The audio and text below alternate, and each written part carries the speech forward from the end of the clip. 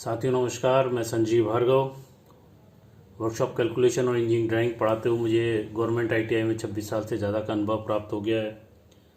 आपको ये बताते हुए मुझे बड़ी खुशी मिल रही है कि पिछले 10 साल पहले मैंने मेरी किताबें भी लिखी जो पब्लिश हुई, और मैं आज आपके लिए जो वीडियो लेके आया हूँ वो सबसे इम्पोर्टेंट चैप्टर का वीडियो है कि हम किसी ब्लॉक को जब देखते हैं तो उसको हम किस तरह से आइसोमेट्रिक व्यू में या दृश्य में बदलते हैं, उसका वीडियो लेके आया हूँ। और ये चैप्टर जो है एक इंजीनियरिंग ट्रेड के बच्चे के लिए बहुत इंपॉर्टेंट होता है। इस चैप्टर को समझने के बाद आपको ड्राइंग बनाने का जो नज़रिया है आपका वो बिल्कुल चेंज हो जाएगा, और आगे जो आप ड्राइंग बनाएंगे वो एकदम आपकी एक्यूरेट बनेंगी जो इंजीनियरिंग ट्रेड के अनुसार होनी चाहिए। तो हम शुरू करते हैं कि किस तरह से एक सिंपल चित्रों को पहले हम आइसोमेट्रिक में कैसे कन्वर्ट करेंगे, उसके बाद जो बड़े बड़े चित्र हैं उसमें किस तरह से हम वस्तु के ब्लॉक्स जो आते हैं उनके जो ड्राइंग बनाते हैं उसको हम आइसोमेट्रिक में कैसे परिवर्तित कर सकते हैं वो सीखेंगे। तो यहाँ मैं जो चैप्टर शुरू कर रहा हूँ उसमें सबसे पहले आयत और वर्ग के आइसोमेट्रिक व्यू दृश्य बनाने की प्रक्रिया समझाऊंगा। तो यहाँ पर पहले मैं आइसोमेट्रिक को समझा देता हूँ कि वो क्या क्या चीज़ होती है।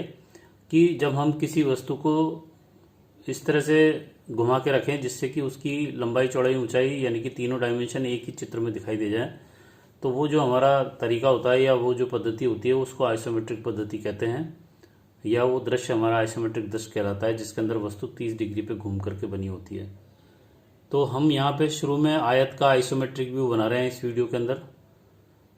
तो सबसे पहले हम आयत बनाएंगे, उसके बाद फिर उसको आइसोमेट्रिक में कन्वर्ट करेंगे, और साथ के साथ मैं कुछ चीज़ें आपको बीच में बताता भी चला जाऊंगा कि कहाँ आपको ध्यान रखना चाहिए, क्या अपनी गलतियाँ होती हैं जिससे कि हमारा जो एक्यूरेट चित्र नहीं बनता और उसके अंदर सफाई नहीं आती।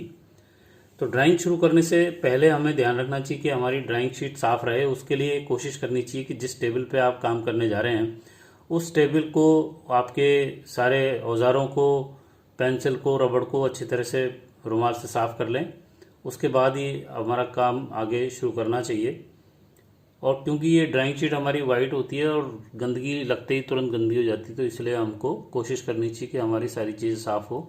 दूसरी इंपॉर्टेंट चीज़ है कि जब भी हम पेंसिल का काम में लेंगे तो पेंसिल को छीलते समय उसको टेबल के बाहर हम छीलेंगे जिससे कि उसके कण हमारी शीट पे नहीं गिरें, क्योंकि अगर कण गिर जाता है और उसके ऊपर हम रोलर ड्रा या सेट स्क्वायर काम में लेते हैं तो उस कण और रोलर ड्रा के आपस में घिसने की वजह से शीट हमारी काली हो जाती है। तो हम इन चीज़ों का ध्यान रखते हुए आगे शीट बनाएंगे और हमेशा ध्यान रखेंगे कि हमारी शीट साफ बने। तीसरी चीज़ होती है कि हम किस तरह से हमारी लाइन वर्क को सुधारें। उसके लिए हमें कोशिश करनी चाहिए कि हमारी पेंसिल एकदम बारीक रहनी चाहिए, छीलते समय उसको बिल्कुल बारीक करें, और जैसे जैसे उसको काम में लेते चले जाएं उसको दोबारा से हम उसको छील लें। दूसरा एक तरीका ये भी हो सकता है कि आप जैसे जैसे पेंसिल को काम में लें तो उसको घुमा के काम में लें, घुमाते चले जाएंगे तो उसकी जो नोक है एक तरफ से चपटी नहीं होगी और वो हमेशा चारों तरफ से गोल रहेगी। उसके बाद हम बनाना शुरू करते हैं कि किस तरह से आयत को बनाया जाएगा। तो मैंने यहाँ पर एक ये हॉरिजॉन्टल लाइन खींच ली है। मैं यहाँ पर पेन से बना रहा हूँ क्योंकि मैंने जो पहले और वीडियो बनाए हैं इससे संबंधित, उसके अंदर जहाँ पेंसिल का यूज़ किया है तो वो फिर वीडियो के अंदर आता नहीं है, साफ नहीं आता, इसलिए मुझको यहाँ पे मजबूर में ब्लैक पेन लेना पड़ रहा है। आप यहाँ पे कोशिश करें कि H या 2H की पेंसिल को शुरुआत में काम में लें, क्योंकि अधिकतर बच्चे जो है HB की पेंसिल काम में लेते हैं, और HB की पेंसिल के अंदर एक नुकसान ये रहता है कि एक तो वो सॉफ्ट होती है, बार बार टूट जाती है, और दूसरी वो सॉफ्ट होने की वजह से उसके जो कण है वो शीट के ऊपर गिर जाते हैं, और जब हम काम में लेते हैं सेट स्क्वायर या रोलर ड्रॉ को तो सारी शीट को काला कर देता है। तो शुरुआत में जब आपको इसका अनुभव नहीं हो तो केवल H या 2H की पेंसिल को काम में लें, जिससे कि आपके चित्र भी अच्छे बने। और उसके अंदर क्योंकि वो ज़्यादा थोड़ी सी हार्ड होती है इस वजह से उसके कण नहीं गिरते और वो ज़्यादा काला भी नहीं करती है। तो मैं यहाँ पे पेन से बना रहा हूँ जिससे कि आपको साफ दिखाई दे जाए। तो यहाँ हमने एक हॉरिजॉन्टल लाइन खींच ली है, और यहाँ पर जो हम शीट पर पहली लाइन खींचते हैं उसमें भी ध्यान रखना चाहिए, क्योंकि मोस्टली ये देखा गया है कि जो बच्चे इस चीज़ पे ध्यान नहीं देते तो उसका सारा चित्र जो है टेढ़ा हो जाता है शीट के सापेक्ष। इसलिए कोशिश करनी चाहिए कि हमारी जो पहली लाइन हम शीट पे खींचें वो एकदम सीधी होनी चाहिए। उसके लिए आपको यहाँ पर जो आपका जो शीट का किनारा है, ये इस शीट के किनारे के ऊपर जैसे हम यहाँ रोलर ड्रॉ ले जाएंगे एकदम पैरेलल ले जाएं यहाँ पे, और जब आपको लगे कि ये हमारा रोलर ड्रॉ जो है शीट के सापेक्ष बिल्कुल पैरेलल लग गया, उसके बाद इसको नीचे सरका के लाएंगे। जब हम पहली लाइन खींचेंगे उसको हम हल्की खींचेंगे। उसके बाद जब भी ज़रूरत पड़ेगी तो उसको दोबारा जब आप लाइन खींचेंगे तो थोड़ी गहरी हो जाएगी। और कभी भी हमको ड्राइंग शीट में बहुत गहरी लाइन नहीं खींचनी चाहिए, हल्की लाइन से शुरुआत करनी चाहिए।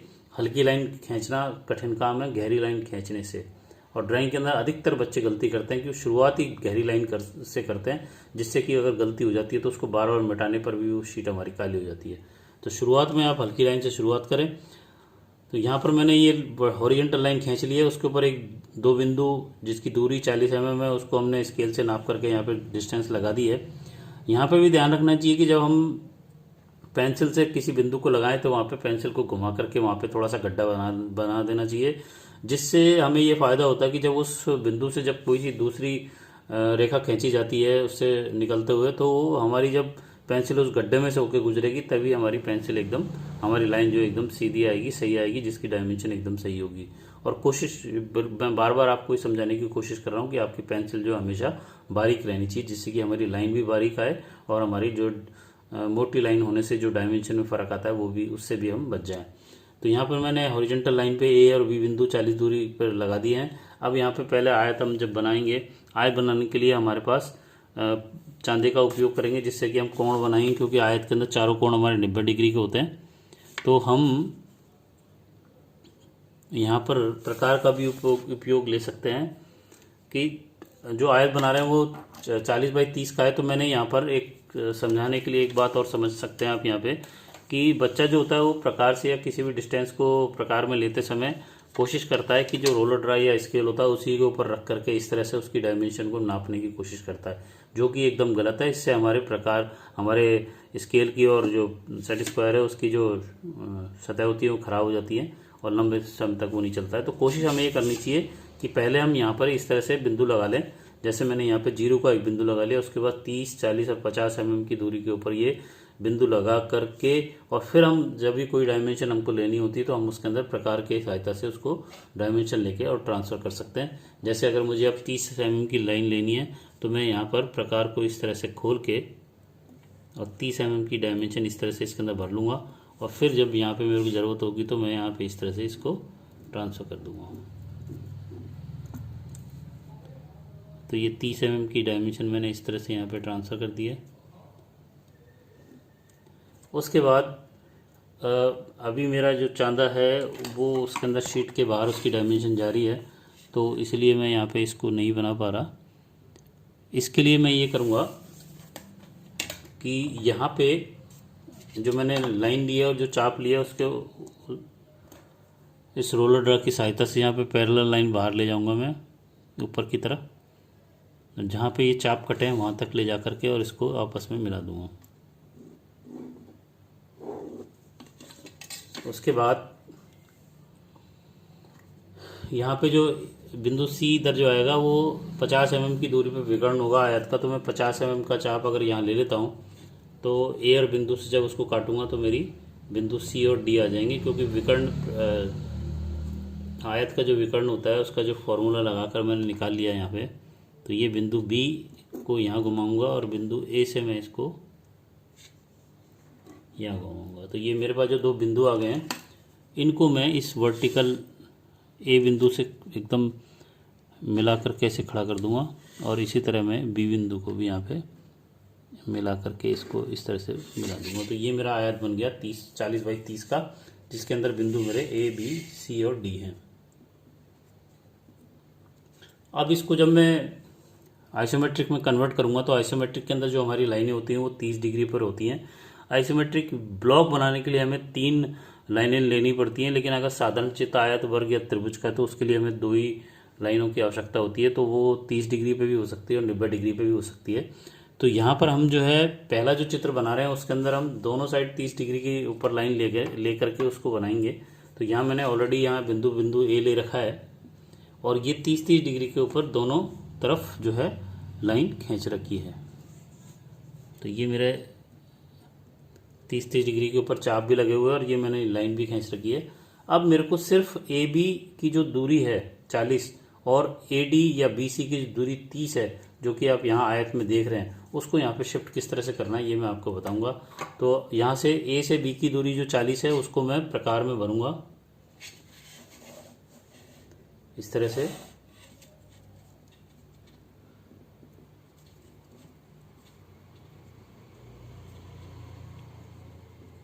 और यहाँ ए से रख के इसको घुमा दूंगा, और ए से इधर जो है डी की जो दूरी है 30 mm, वो मैं फिर प्रकार में भरूंगा।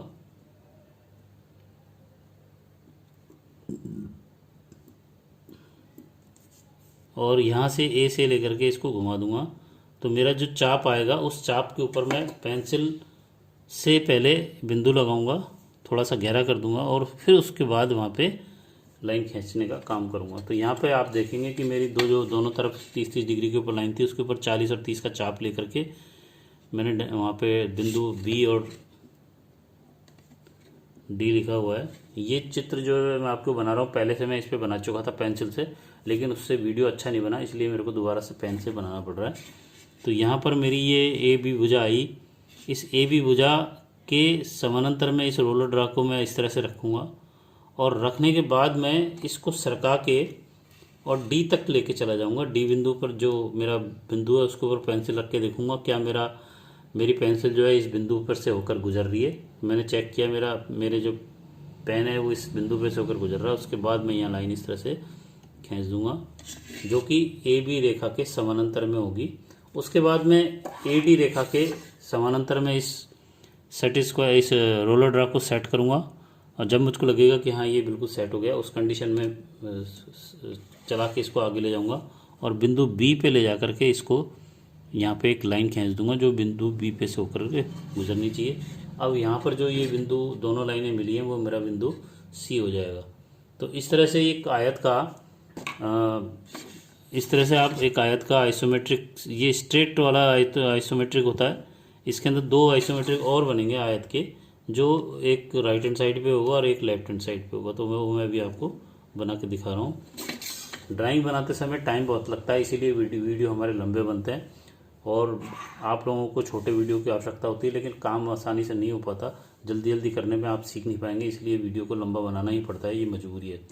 अब यहाँ पे मैंने वापस एक ओरिजेंटल लाइन खींची है जो मेरी किनारी, जो शीट की किनारी है उसके साथ पैरेलल आई है, और यहाँ पे मैंने एक बिंदु ए ले लिया है, और यहाँ पे एक लाइन मैंने इधर 30 डिग्री पे, एक लाइन मैंने इधर 30 डिग्री पे, और एक लाइन मैंने 90 डिग्री पे खींच दी है। अब यहाँ पे मैं राइट हैंड और लेफ्ट हैंड साइड के दो आइसोमेट्रिक व्यू बनाऊंगा आयत के, जो राइट हैंड साइड का होगा एक, और एक लेफ्ट हैंड साइड का होगा।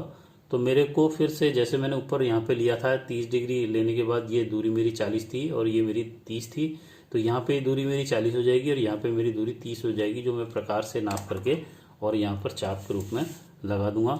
तो मेरा वही तरीका है, यहाँ से मैंने बिंदु जो 0 का ले रखा है उससे मैं 30 का जो चाप है मैं भर लूँगा, और भर के पहले एक खड़ी लाइन के ऊपर यहाँ पे इस तरह से लगा दूंगा। उसके बाद मैं 40 का चाप लूँगा यहाँ से। ये बात जो मैं आपको करके दिखा रहा हूँ ये बहुत इम्पोर्टेंट है, क्योंकि इससे आपकी शीट पे हमने निशान लगा लिए वो कई बार काम आ सकते हैं, और डायरेक्ट आप स्केल पे या उस पे लोगे सेट स्क्वायर पे या रोलर ड्रा पे, तो वो एक बार यूज़ लोगे उससे आपका रोलर ड्रा भी ख़राब हो सकता है, सेट स्क्वायर भी ख़राब हो सकता है, और आपके डायमेंशन भी आपको बार बार लेनी पड़ेगी। इस तरह से लोगे तो आप एक ही डायमेंशन को बार बार चाप में भर सकते हो। तो यहाँ पे मैंने लेफ्ट हैंड साइड में 40 का चाप लगा दिया, और इधर मैंने यहाँ पे 40 का चाप लगा दिया, और जैसे ही मेरा चाप लगाया मैंने इस बिंदुओं के ऊपर पेंसिल रख के यहाँ पे थोड़ा सा गड्ढा बना दिया, और उसके बाद मैंने इसके नाम रख दिए, इधर मैं बी रख दूंगा और इधर मैं इसका नाम बी डैश रख दूंगा, क्योंकि दोनों चित्र एक ही बिंदु पे बना रहा हूँ इसलिए मैं ऐसा कर रहा हूँ, अदरवाइज ये अलग अलग भी बनाए जा सकते हैं। तो अब इसके बाद मेरे पास ये 30 का चाप आ गया, ये 40 के चाप दोनों साइड आ गए। अब मेरे को केवल एक एक पैरेलल लाइन खींचनी है, ए बी बिंदु के पैरेलल खींच करके मैं डी बिंदु तक जाऊंगा, जो रोलर ड्रॉ की सहायता से आसानी से हो जाता है। सेट स्क्वायर में बहुत टाइम लगता है सेट करने में, इसलिए कोशिश करें कि आप रोलर ड्रॉ को बाजार से लेके आ जाएं। तो यहाँ मैं डी बिंदु पे आ गया, मैंने चेक किया बिंदु से ही मेरी पेन गुजर रहा है, और मैंने इस लाइन को पैरेलल खींच दिया जो ए बी के पैरेलल है। इसी तरह मैं इस ए बी डैश के पैरेलल में इसको सेट स्क्वायर को यहाँ लगाऊंगा, और लगाने के बाद जब मैं देखूंगा कि मेरा बिल्कुल जो रोलर रहा है इस लाइन के बिल्कुल पैरेलल आ गया है, तब मैं इसको सरका के डी की तरफ लेके चला जाऊंगा, और डी पे ले जा करके फिर चेक करूंगा कि क्या मेरी पेंसिल या जो पेन है उसकी नोक जो है उस गड्ढे में से होकर गुजर रही है, बिल्कुल गुजर रही है। अब इसको यहाँ पर मैं एक पैरेलल लाइन खींचूंगा जो कि ए बी डैश के पैरेलल होगा। अब मेरे को इस ए डी जो वर्टिकल लाइन है इसके समानांतर में लाइन खींचनी है, तो मैं रोलर ड्रा को फिर से इसके यहाँ पे सेट करूँगा, यहाँ पे जिस तरह से देख रहे हैं आप, और उसको सरका के मैं बिंदु बी तक लेके चला जाऊँगा। बिंदु बी पे मैं चेक करूँगा पहले क्या मेरा पेंसिल की नोक उसी बिंदु पे से गुजर रही है, या मैं उस पेन को वहाँ पे ले जाके खड़ा कर दूंगा इस तरह से, और सेट स्क्वायर को ले जा करके इस तरह से लगा दूंगा, और फिर मैं इसको इस तरह से लाइन खींच दूंगा। अब मैं इधर की तरफ ले आता हूँ, और यहाँ बिंदु पे मैं मेरा पेन या पेंसिल को लगा के रखता हूँ, और यहाँ फिर रोलर ड्रा या सेट स्क्वायर को ला करके फिर मैं इस लाइन को आगे खींच देता हूँ। तो इस तरह से ये मेरा चित्र बन गया है आइसोमेट्रिक। ये मेरा सी बिंदु हो जाएगा और ये मेरा सी डैश हो जाएगा। तो यहाँ पर मेरा A B dash C dash और डी, या इसका दोनों नाम रख सकते हो आप, डी और डी डैश, और यहाँ पर ये ए बी सी और डी। तो ये सीधे हाथ की तरफ आयत का आइसोमेट्रिक व्यू बन गया है, और ये उल्टे हाथ की तरफ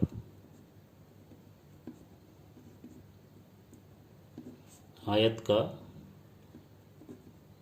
आइसोमेट्रिक चित्र बन गया है।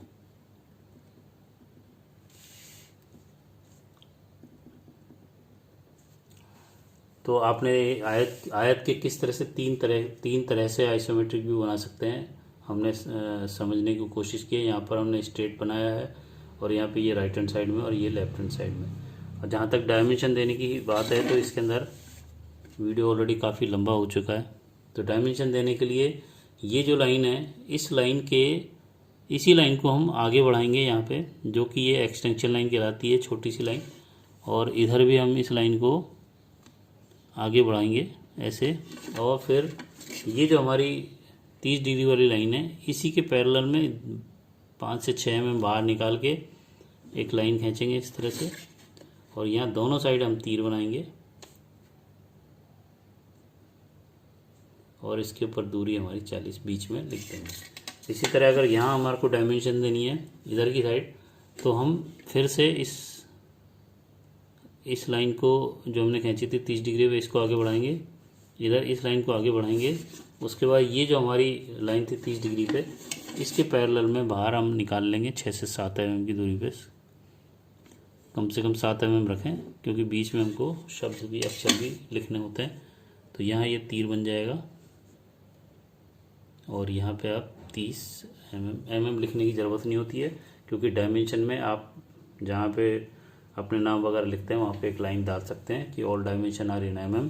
तो हमको किसी भी चित्र के अंदर डायमेंशन देते समय अंकों के साथ में mm लिखने की आवश्यकता नहीं होती है। इस चीज़ का आप ध्यान दे सकते हैं। तो आपने देखा किस तरह से एक आयत का आइसोमेट्रिक के 3 व्यू बनाए जा सकते हैं। ये वीडियो मेरा यहीं समाप्त कर रहा हूँ मैं। अगला जो मेरा वीडियो होगा कि किस तरह से हम वर्ग का आइसोमेट्रिक बना सकते हैं, उसके अंदर भी हम 3 दृश्य बनाएंगे।